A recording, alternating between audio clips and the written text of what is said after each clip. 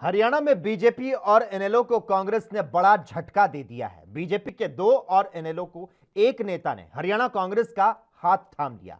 एलनाबाद से बीजेपी के उम्मीदवार रहे पवन बेनीवाल हरियाणा कांग्रेस प्रभारी विवेक बंसल प्रदेश अध्यक्ष कुमारी शैलजा की अगुवाई में पार्टी में शामिल हुए। उनके साथ ही बीजेपी से टिकट के दावेदार रहे उद्यमी अशोक गोयल मांगलीवाला पूर्व सांसद तारा सिंह के बेटे इनेलो नेता कंवरजीत सिंह कांग्रेस में शामिल हो गए। आपको बता दें, कुछ माह पहले 2 बार विधानसभा चुनाव लड़ने वाले पवन बेनीवाल ने बीजेपी को अलविदा कहा था, जिसका ऐलान उन्होंने किसानों के बीच पहुंचकर किया। इस ऐलान के दौरान उन्होंने कहा कि वह 3 कृषि कानूनों को लेकर आहत हैं और बीजेपी की ऐसी किसान विरोधी नीतियों से ऊब चुके हैं, जिसके चलते उन्होंने पार्टी को छोड़ने का निर्णय लिया है।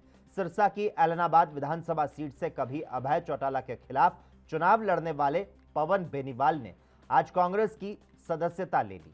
पिछले विधानसभा चुनाव में पवन बेनीवाल ने बीजेपी की तरफ से अभय चौटाला के खिलाफ चुनाव लड़ा था और हार गए थे, लेकिन अब बेनीवाल कांग्रेस पार्टी में आ चुके हैं।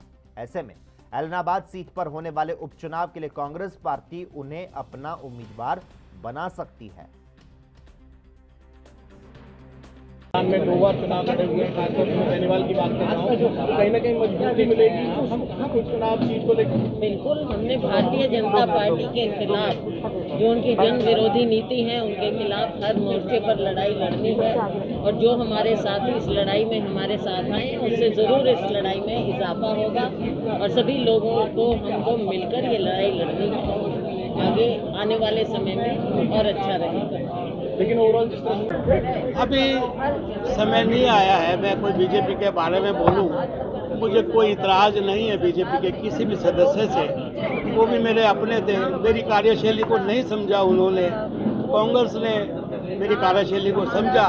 मैं तो सेवा करने आया हूँ। मेरा तो अब जो जीवन है, मैं सुख चैन का जीवन आज लंदन में बिता सकता था, लेकिन नहीं, मेरा मन था, मेरे दादा की इच्छा थी, मेरे अपनों की सेवा करनी। मैं तो प्योर सेवा के लिए आया हूँ। भगवान की दया से, मेरे गुरुदेव की दया से मेरे पास सब कुछ है नहीं तो सेवा नहीं है, अपनों की सेवा नहीं है, वो करूँगा। जनता पार्टी सरकार की जो जन विरोधी नीतियां हैं, जिस तरीके से जन भावनाओं की वो अनसुनी कर रही हैं, उन सबसे हरियाणा का हर नागरिक, हर प्रदेशवासी बहुत व्यथित है।